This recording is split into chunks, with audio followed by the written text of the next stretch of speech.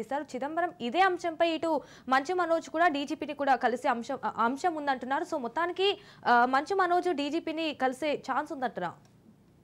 అంటే ఇక్కడ మొత్తానికి కొన్ని సమాధానం లేని ప్రశ్నలు అయితే ఉన్నాయి. ముఖ్యంగా రెండు కుటుంబం అంటే ఒకే కుటుంబంలోని ఇద్దరు వ్యక్తుల మధ్య లేదా ఒకే కుటుంబంలోని ఒక ముగ్గురు వ్యక్తుల మధ్య ఉన్న ఒక ఇష్యూను కాస్త ఇవాళ గ్లోరిఫై చేసి ఇవాళ పోలీసుల దాకా వెళ్ళడం అన్నదే ఒక విచిత్రమైన పరిస్థితి ఉంటే సంబంధం లేని ప్రతి ఒక్కరిని ఇందులోకి లాగే ప్రయత్నం అయితే మంచు మనోజ్ చేస్తున్నట్టుగా మనం చూడాలి. మొదటగా ఏంటంటే 100 డయల్కి కాల్ చేసి వాళ్ళు కంప్లైంట్ రైజ్ చేయడము. కంప్లైంట్ రైజ్ చేసే క్రమంలో అక్కడ ఉన్న వాళ్ళని ఎవరైతే అతని మీద దాడికి పాల్పడ్డారో వాళ్ళ పేర్లు చెప్పకుండా కేవలం గుర్తు తెలియని 10 మంది దాని మీద దాడి చేశారంటూ ఒక కంప్లైంట్ రైజ్ చేసి మొదటగా ఒక విచిత్రమైన పరిస్థితిని క్రియేట్ చేస్తే ఆ తర్వాత మనం చూస్తున్నాము. తర్వాత నిన్న వెళ్ళి పహాడీ షరీఫ్కి వెళ్ళారు, అక్కడ వెళ్ళి కంప్లైంట్ ఇచ్చారు. ఇప్పుడు మళ్ళీ వెళ్ళి ఇంటెలిజెన్స్ చీఫ్ శివధర్ రెడ్డిని వెళ్ళి కలిసి తన ఇంట్లో ఉన్న పరిస్థితి దానికి సంబంధించి తన ఒక కంప్లైంట్ లాంటివి కాకుండా బట్ అక్కడ ఉన్న అప్డేట్స్ అయితే తనకి ఇచ్చే ప్రయత్నం చేశారు.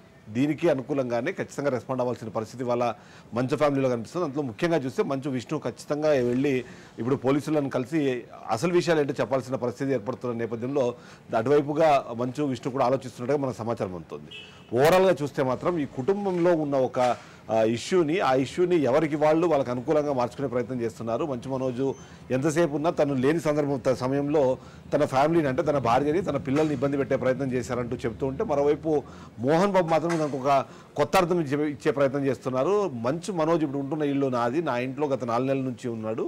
4 నెలల నుంచి ఉండడమే కాకుండా 7 నెలల పాపను పట్టించుకోకుండా తను ఇష్టం వచ్చినట్టుగా తిరుగుతున్న నేపథ్యంలోనే తన మీద నేను కేకలు వేయాల్సి వచ్చింది. దాన్ని మనసులో పెట్టుకొని తను దీనికి ఒక కొత్త అర్థం తీసుకొచ్చే ప్రయత్నం చేస్తున్నారు. ఆత్మగౌరవం అనే పదాలు వాడుతున్నారు. అంతేకాకుండా ఆస్తులకు సంబంధించిన ఇష్యూస్ లేవు అంటున్నారు. కానీ బట్ ఇది ఖచ్చితంగా ఆస్తులకు సంబంధించిన ఇష్యూగానే ఈ నిమిషాన్ని మనం చూస్తే అర్థమవుతున్న నేపథ్యం మనం చూస్తున్నాం. ఈ సందర్భంలో మంచు విష్ణు ఎంతో కొంత మెచ్యూర్డ్గా ఆలోచిస్తున్నాను, మెచ్యూర్డ్గానే బిహేవ్ చేస్తున్నాను, మెచ్యూర్డ్గా మాట్లాడుతున్న నేపథ్యం అయితే మనం చూసాం. కానీ బట్ ఒక్కసారి ఆయన విదేశాల నుంచి ఇండియాకు వచ్చిన తర్వాత ఇండియాలోంచి స్పెసిఫిక్గా ఇంట్లోకి వెళ్ళిన తర్వాత ఆయన వ్యవహార శైలిలో కూడా కొద్దిగా మార్పు అయితే మనకు కనిపిస్తుంది.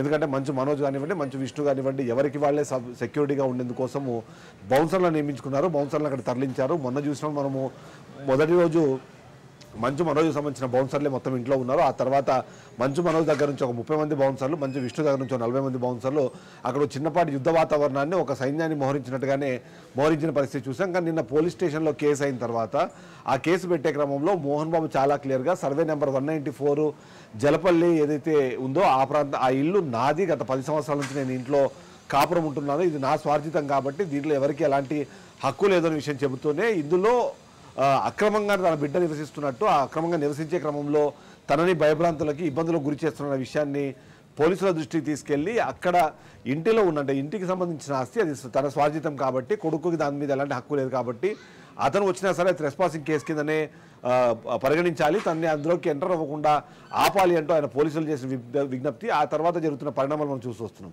ఇప్పటికిప్పుడు చూస్తే మాత్రం పూర్తి స్థాయిలో మంచు ఫ్యామిలీ ముఖ్యంగా మంచు మోహన్ బాబు డిసైడ్ అయిపోయినట్టుగా మనకు కనిపిస్తుంది. ఓవైపు మంచు మనోజ్కి సంబంధించిన ఎలాంటి వస్తువులు ఆ ఇంట్లో ఉండకుండా పంపించేందుకు ఏర్పాట్లు చేస్తూనే మరోవైపు పోలీసులని అడ్డం పెట్టుకొని అక్కడ ఎలాంటి గొడవలు జరగకుండా తన ఇంట్లో ఏది ఇబ్బందులు కలగకుండా ఉండేలాగా చర్యలు తీసుకుంటున్నారు. ఓవైపు శివధర్ రెడ్డిని కలుస్తున్న సందర్భంలోనే ఇలాంటి ఒక చర్యలు తీసుకోవడం అనేది ఖచ్చితంగా ఆశ్చర్యానికి అయితే గురి చేస్తుంది. పోలీసులు ఇన్వాల్వ్మెంట్ ఇది ఎందుకంటే దీంట్లో చాలా కీలకమైన అంశం ఒకటి ఉంది. ఇది ఎంతసేపు అయినా సరే ఇది లా అండ్ ఆర్డర్ ఇష్యూ కన్నా ఎక్కువ ఇది ఒక సివిల్ డిస్ప్యూట్ అవుతుంది. సివిల్ డిస్ప్యూట్లోకి పోలీసులు ఎంటర్ అవ్వడానికి లేదు. బట్ అక్కడ ఓన్లీ వాళ్ళకున్న ఆప్షన్ ఏంటంటే ఇద్దరి మధ్య గొడవ జరిగినట్టుగా వాళ్ళు కేసులు పెట్టారు కాబట్టి అది సివిల్ మ్యాటర్ నుంచి క్రిమినల్ మ్యాటర్గా మారింది కాబట్టి ఆ కాంటెక్స్లో మాత్రమే పోలీసులు అందులో ఎంటర్ అవ్వగలుగుతున్నారు.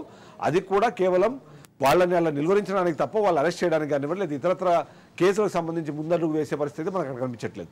ఈ విధంగా చూస్తే మాత్రం మంచు విష్ణు ఓవైపు వీటన్నింటినీ నివారిస్తూనే అక్కడున్న బౌన్సర్లను ఇంట్లో నుంచి పంపించడం ద్వారా అక్కడ ఎలాంటి గొడవలు జరగకుండా చూసుకునేందుకు ఏర్పాట్లు చేసుకున్నారు. ప్రైవేట్ సైన్యాన్ని పెట్టుకోవడం వల్ల వచ్చే సమస్యల్ని గుర్తించిన మోహన్ బాబు వెంటనే పోలీసులకి తనకు స్పెషల్గా ఏదైతే ఉందో సెక్యూరిటీ కావాలనుకోవడము దానికి అనుకూలంగానే అక్కడ గొడవ జరగకుండా పోలీసుల భద్రత కూడా అక్కడ ఏర్పాటు చేస్తుంటే మాత్రం ఖచ్చితంగా మంచు మనోజు ఈరోజు అక్కడ చేసిన కార్యక్రమాలు ఏవైతే అవి పెద్దగా ఫలితాలు ఇవ్వట్లేదు.